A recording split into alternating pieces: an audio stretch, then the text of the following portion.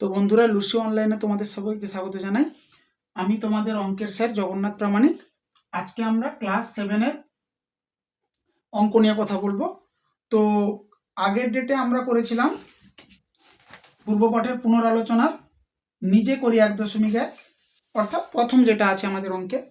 আজকে সেই পূর্বপাঠের পুনরালোচনার দ্বিতীয় পাঠ, অর্থাৎ কোষে দেখি 1.2, কোষে দেখি 1.1। তো কোষে দেখি 1.1-এ যেটুকু আছে সেটাতে কি আছে না, কিছু ভাষার কয়েকটা অঙ্ক আছে প্রথমে, তারপরে এমনিতে সরল করিয়েছে গুণ ভাগ বা যোগ বিয়োগ। এবার কথা হচ্ছে এই ভাষার যে অঙ্কগুলো সেগুলোর মধ্যে আমি কয়েকটা অঙ্ক দেখাচ্ছি, এগুলো সহজ সহজে একদম অঙ্ক। তো ধরো আমি নিচ্ছি কত দাগ, 1-এর দাগেই ফার্স্ট অঙ্ক নিচ্ছি। ঠিক, তো 1-এর দাগের অঙ্কে কি বলছে, সিতারা বেগমের ফলের দোকানে 60টি পেয়ারা ছিল। তাহলে কতগুলো পেয়ারা ছিল? 60টা। আচ্ছা, তো তিনি তার মোট পেয়ারা মানে এই 60টা পেয়ারার 1/4 অংশ কি করে দিয়েছে? বিক্রি করলেন।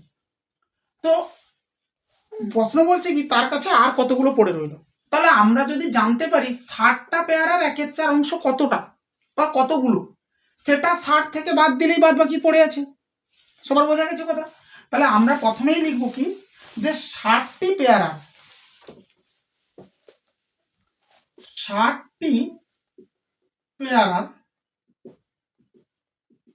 1/4 অংশ এটা কত হয়?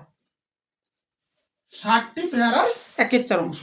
তো 60টি পেয়ারার তো 60 র শেষে র বা এর থাকলে আমরা জানি কি হয় স্যার, গুণ হয় 1/4।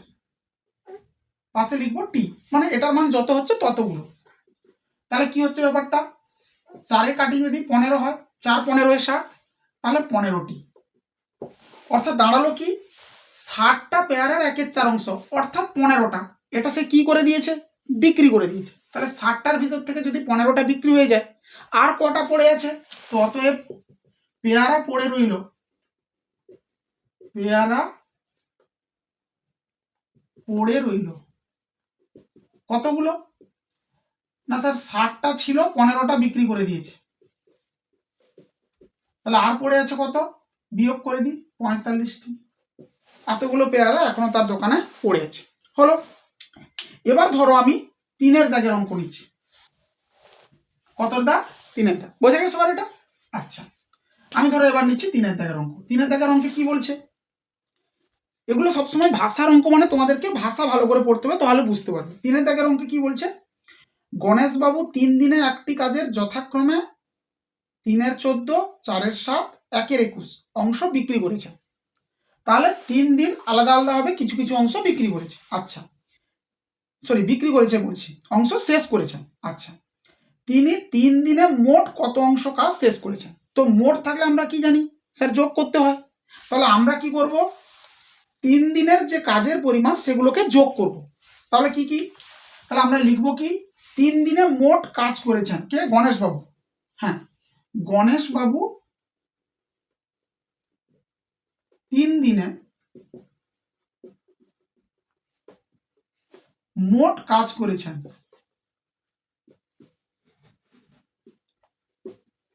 সমান, গণেশবাবু 3 দিনে মোট কাজ করেছেন সমান কত কত কাজ করেছে?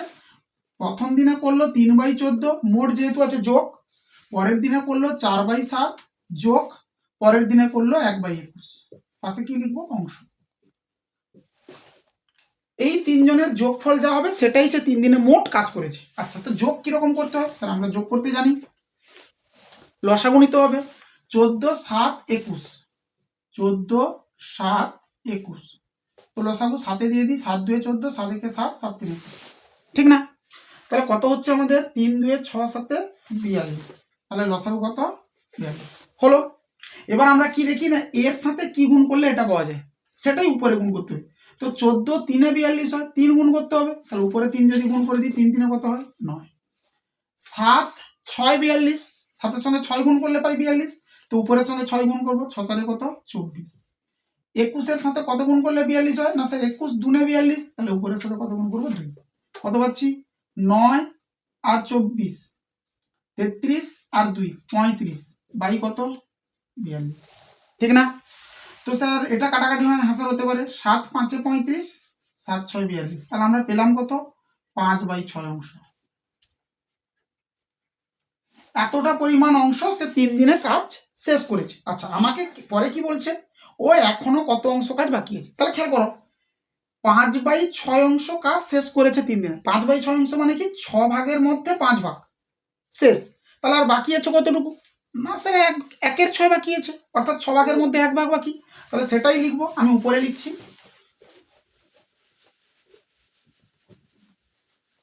তাহলে অতএব এখনো কাজ বাকি আছে, কাজ বাকি আছে। স্যার কতটুকু কাজ বাকি থাকবে? না 5/6 যদি শেষ করে ফেলে, আর বাকি কত? 1/6 অংশ। অর্থাৎ 6 ভাগের মধ্যে 5 ভাগ শেষ, আর 6 ভাগের মধ্যে 1 ভাগ বাকি, সেটাই লিখে নিয়েছি। হলো। আচ্ছা, এবার ধরো পরের দাগের অঙ্কটা আমি নিই, 4-এর দাগ। এটা খুবই ভালো অঙ্ক, পরীক্ষায় পড়ার জন্য খেয়াল করে একবার। আচ্ছা স্যার, কত দাগ নিচ্ছে এটাও মুছে দিই।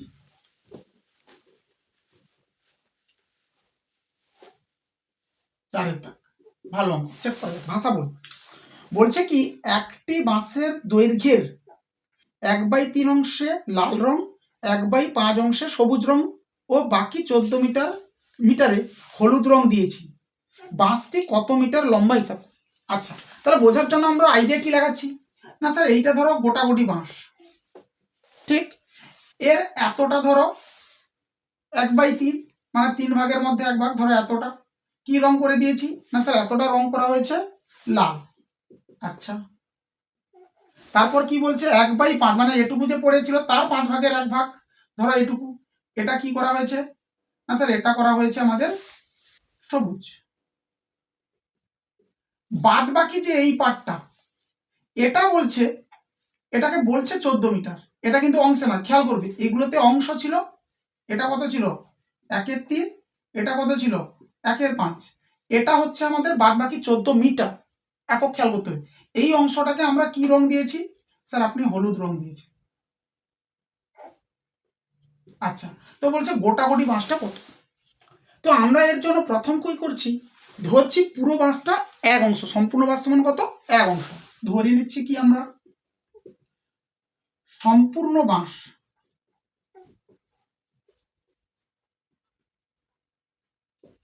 সমান কত? 1 অংশ। ঠিক, সম্পূর্ণ বাঁশ আমরা কত ধরলাম? 1। এবার তাহলে লাল আর সবুজ মিলে কতটা, না স্যার এদের যোগ করলে যেটা হবে সেটাই, তো সেটুকুই লিখি। অতএব লাল ও সবুজ রং করা হয়েছে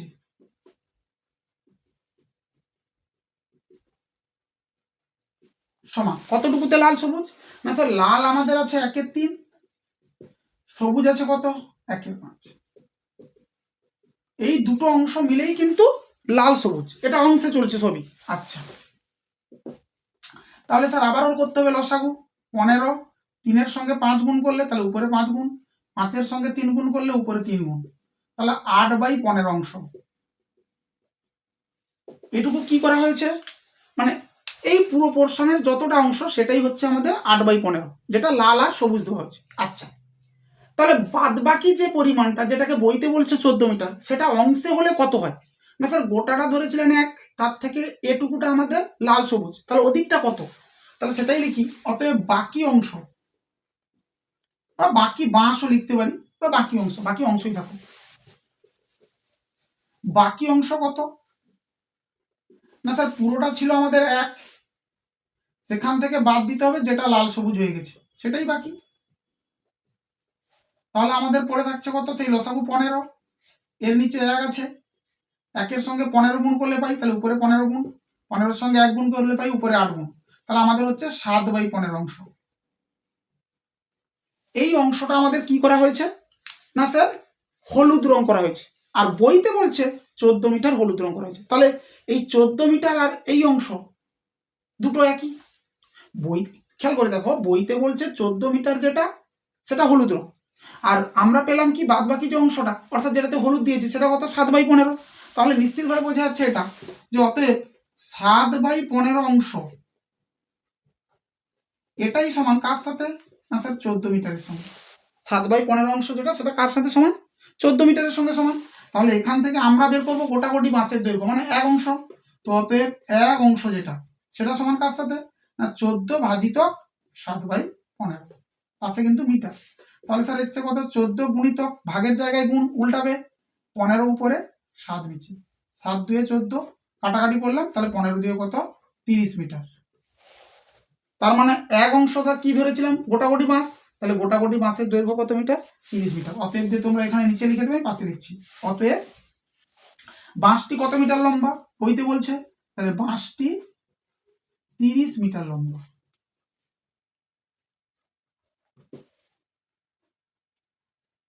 বাঁশটি কত মিটার লম্বা? 30 মিটার লম্বা। বোঝা গেছে সবার? খুবই ভালো অঙ্ক কিন্তু পরীক্ষায় দেয়। আচ্ছা, এবার ধরো আর এখানে সবই অঙ্ক একই রকমের। আচ্ছা, তাও ধরো আমি নিচ্ছি কতটা, ধরো একবার নিচ্ছি 6-এরটা। 6-এর অঙ্ক কি বলছে একবার চেক করি।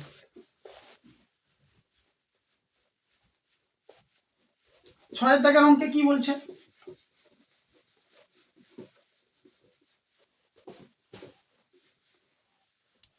না স্যার, 6-এর দাগের অঙ্কে বলছে একটি বাক্সে 12টি চিনির প্যাকেট আছে। তাহলে ধরো একটা বক্স আছে, তার ভিতর প্যাকেট আছে কটা? 12টি হলো। আচ্ছা, প্রতিটি প্যাকেটের ওজন দেওয়া আছে। তাহলে খেয়াল করে দেখো, একটা ধরো বক্স আছে এরকম, তার মধ্যে 12টা প্যাকেট আছে। প্যাকেটের 12, 1 2 3 4 5 6 7 8 9 10 11 12, ধরো 11 12টা প্যাকেট আছে। এবার এই যে একটা প্যাকেট, এই একটা প্যাকেটের ওজন কত বলছে? 2.84 কিগ্রা। তাহলে একটা প্যাকেটের ওজন যদি 2.84 কিগ্রা হয়, তাহলে ওই বক্সের মধ্যে যেহেতু 12টা প্যাকেট আছে, তাহলে 12টা প্যাকেটের ওজন বেশি হবে। একটার ওজন যা হবে 12টার ওজন বেশি। তাহলে বেশি হলে কি করতে হয়? স্যার গুণ করতে হয়। এর সঙ্গে যদি 12 গুণ করে দিই, তাহলে আমরা 12 মানে টোটাল প্যাকেটগুলোর ওজন পাবো। কথা কি বোঝা গেছে?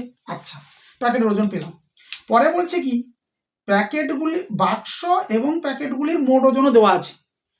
মানে কি, এই বাক্স সহ প্যাকেট মিলে যত ওজন সেটাও দেওয়া আছে। আমাকে কি বের করতে হবে? না স্যার, বাক্সের ওজন করবো। তাহলে খুব সিম্পল, প্রথমে প্যাকেটের ওজন পেয়ে যাচ্ছি, এর সাথে 12 গুণ করলে। বাক্স আর প্যাকেট মিলে ওজন দেওয়া আছে, এই দুটোকে বিয়োগ করলে এই বাক্সের ওজন বেরিয়ে পড়বে। করতে পারবে তোমরা সবাই? কিছুই না, তাহলে তোমরা এই ভাষা দিয়ে করো, আমি ভাষা দিয়ে ধরে দেখাচ্ছি। তোমরা প্রথমে কি লিখবে? না 12টি প্যাকেটের মোট ওজন, 12টি প্যাকেটের মোট ওজন। স্যার কত হচ্ছে? না একটা প্যাকেটের ওজন যা, তার সঙ্গে 12 গুণ করবো। একটা প্যাকেটের ওজন কত? 2.84 ইন্টু দিলাম কত? 12, পাশে কি লিখছি? কিগ্রা। আচ্ছা, তাহলে 12 গুণ দিয়ে দিই। 12 4 48 এর 8, হাতে 4, 12 আসতে 96 আর 4 100, শূন্য হাতে 10, 12 দিয়ে 24 আর 10 34, একটা দুটো এত কিগ্রা।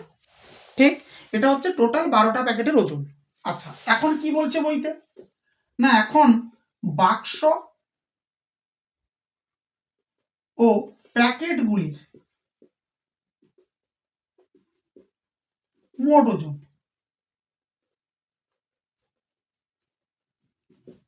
কত বলছে? বইতে বলছে 36 কিগ্রা। বাক্স এবং প্যাকেটগুলির মোট ওজন কত কিগ্রা? 36 কিগ্রা। তো অতএব বাক্সের ওজন, স্যার বাক্সের ওজন কত হবে? না টোটাল বাক্স আর প্যাকেট মিলে যেটা, তা সেখান থেকে বাদ দিতে হবে শুধু প্যাকেট, তাহলে বাক্সই পড়ে থাকলো। তাহলে 36 বিয়োগ 34.08, পাশে কি? কিগ্রা। এবার এদের বিয়োগ করতে হবে। তো দেখেন, বিয়োগ করার সময় বা যোগ করার সময় যখন দশমিকের আমরা যোগ বিয়োগ করব, তখন কি দশমিকের সোজা দশমিক থাকতে হবে। কিন্তু স্যার 36-এ তো কোনো দশমিক নেই। তাহলে আমরা কি রকম ভাবে করছি, এখানে দেখাচ্ছি।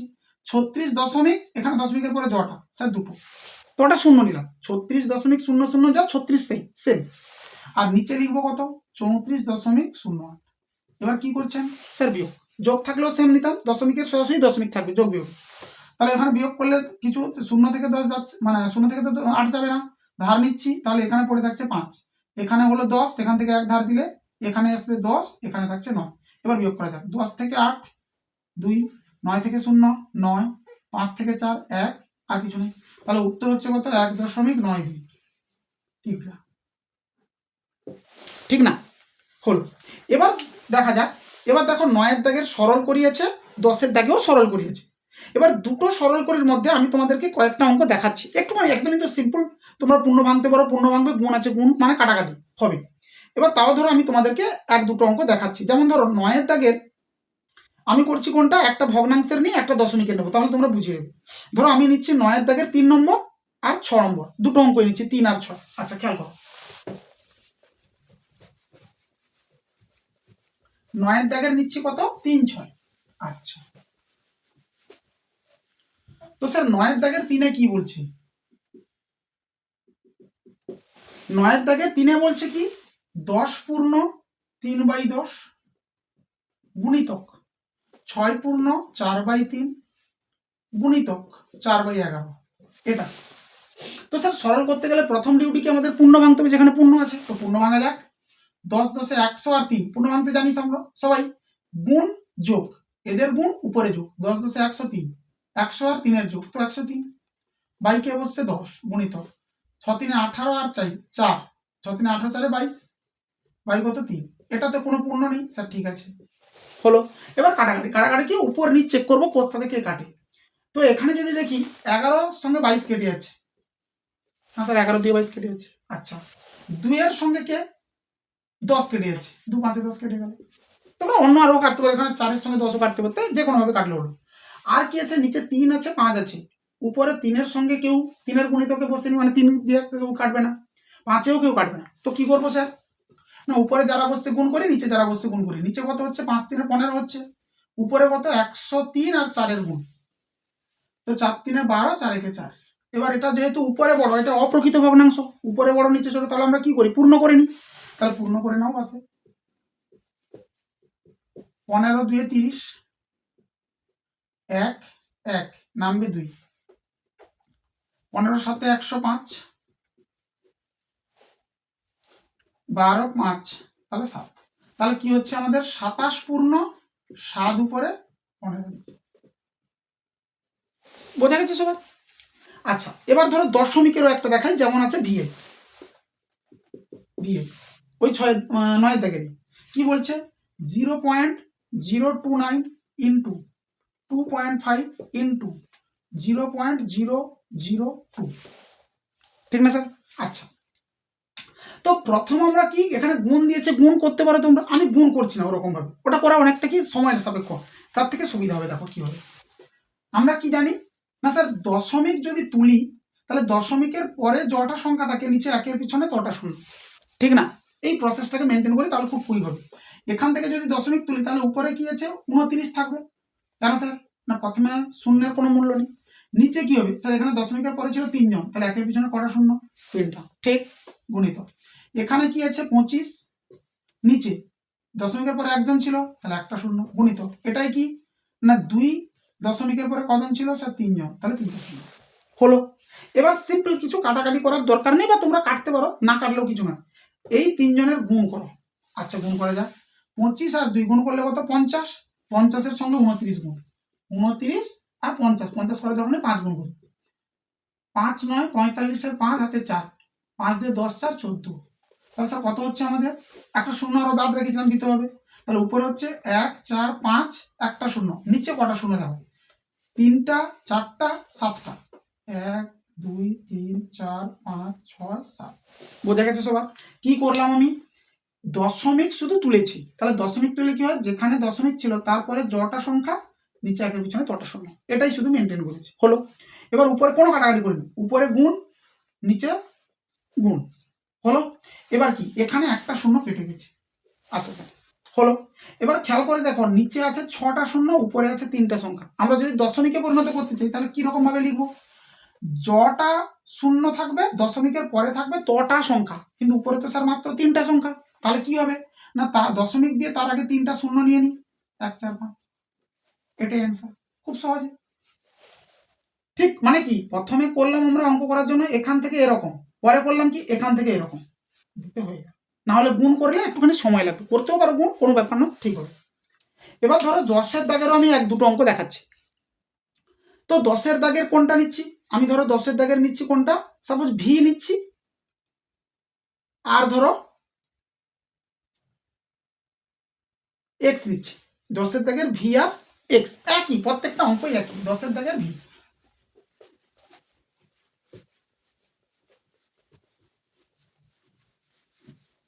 আচ্ছা, তো স্যার 10-এর দাগের ভিতে কি বলছে? 10-এর দাগের ভিতে কি বলছে না, 1/2 ভাজিতক 4/9 ভাজিতক 13/1/2, ঠিক না? হ্যাঁ স্যার ঠিক আছে। প্রথম ডিউটি কি? পূর্ণ ভাঙা। হ্যাঁ স্যার পূর্ণ ভাঙুন। তাহলে 2 একে 2 আর 1 3/2, এটাতে পূর্ণ নেই তো যা ছিল তাই। 13 দুনে 26 একে 27/2। এবার কি ভাগ যেখানে যেখানে বসছে সেখানে গুণ চিহ্ন দেবো, দিয়ে উল্টে দেবো। কিরকম? 3/2 ভাগের জায়গায় গুণ, এটা উল্টালে 9 উপরে 4 নিচে, এটা গুণিতক, উল্টালে 2/27। কি করেছি? পূর্ণ ভেঙেছি, ভাগের জায়গায় গুণ, এত সিম্পল একদম। এবার কাটাকাটি করে দেয়। স্যার কে কে কাটছে? উপর নিচে লক্ষ্য করবো, 2 কেটে গেছে। আর কেউ? হ্যাঁ স্যার কাটছে। 9 3 27 কেটে যাবে, 3 3 কেটে যাবে, ঠিক। উপর নিচে আর কেউ নেই? না স্যার উপরে কেউ নেই, উপরে 1, নিচে কে বসছে? 4, তো উত্তর হলো।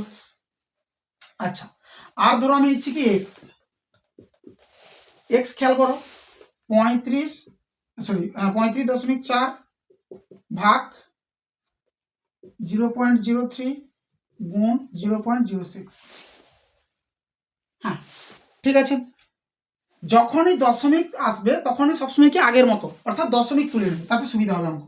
তাহলে এটাকে লিখতে পারি কি, দশমিকের পরে 1 জন, 1টা শূন্য। এটাও তাই, 3 দশমিকের পরে 2 জন, 2টো শূন্য। এটাও তাই, 6 দশমিকের পরে 2 জন, তো 2টো শূন্য। বোঝা গেছে সবার? কোনো চিহ্নের পরিবর্তন নেই, শুধু দশমিক তুলেছি, দশমিকের পরে যটা সংখ্যা নিচে একের পিছনে তটা সংখ্যা। হলো? হলো। আচ্ছা স্যার, এবার কি ভাগের জায়গায় গুণ দেবো, উল্টাবো। তাহলে 3 5 4 থাকলো, নিচে কত 10, ভাগের জায়গায় দিচ্ছি গুণ, এ উল্টে যাবে, 100 উপরে 3 নিচে, এটা কিন্তু উল্টাবে না, গুণে বসছে 6, ঠিক। আচ্ছা, এবার দেখা যাক উপর নিচে কি কাটে। আমি কি দেখতে পাচ্ছি, 100 100 কেটে দিলাম, 3 দুনে 6 কেটে দিলাম, 100 100 কেটেছি, 3 দুনে 6 কেটে দিলাম, 2 5 10 কাটবো, কাটা যেতে পারে। আমি কাটছি না, কেন কাটছি না? একটু পরে তার উত্তর পাবো। তো স্যার 2 গুণ করা যাক, 2 4 8, 2 5 10 0, হাতে 1, 2 3 6 রেখে 7, নিচে কত বসছে? 10। হলো? তাহলে এখান থেকে আমরা ডাইরেক্ট লিখতে পারবো, স্যার নিচে যেহেতু 10 আছে মানে একটা শূন্য, তাই একটা সংখ্যা পরে দশমিক, আমাদের ভাগ করতে হচ্ছে না, এটাই উত্তর। আর যদি তোমরা কেটে দিতে এখানে 2 5 10, তাহলে কি হতো? তাহলে ভাগ করতে হতো, ব্যাস এটাই যত ভাগ হতো। আমি 10 যেহেতু কাটিনি 2 5, নিচে 10ই রেখে দিয়েছি, তার জন্য আমাকে আর ভাগ করতে হচ্ছে না। স্যার কেন? জট নিচে একের পিছনে জটা শূন্য, দশমিকের পরে তটা সংখ্যা থাকবে, একটা শূন্য আছে তো একটা সংখ্যা পরে দশমিক, দুটো থাকলে দুটো করে, তিনটা থাকলে তিনটা করে। কিন্তু যখন আমরা 10 100 1000 10,000 এগুলো না থেকে যখন সংখ্যা থাকছে, তখন তো এরকম করতে পারছি না, তখন আমাদেরকে কি করতে হবে? ভাগ করতে হবে। তার জন্য আমরা কি করলাম? এরকম ছেড়ে দিলাম। হলো? আচ্ছা, তাহলে এই গেল মোটামুটি ভাবে কোষে দেখি 1.1। বোঝা গেছে সবার? তোমরা পুরোটা বাড়িতে করো, যেটা আটকাবে কমেন্টে জানিও, আমি আবার একবার দেখে নেবো। পারবে তোমরা করতে, কেন না গুণ ভাগ আছে, সিম্পল একদম গুণ ভাগ। কিন্তু দশমিকের সময় সবসময় তোমরা কি করবে? দশমিক তুলে নেবে। বোঝা গেছে সবার?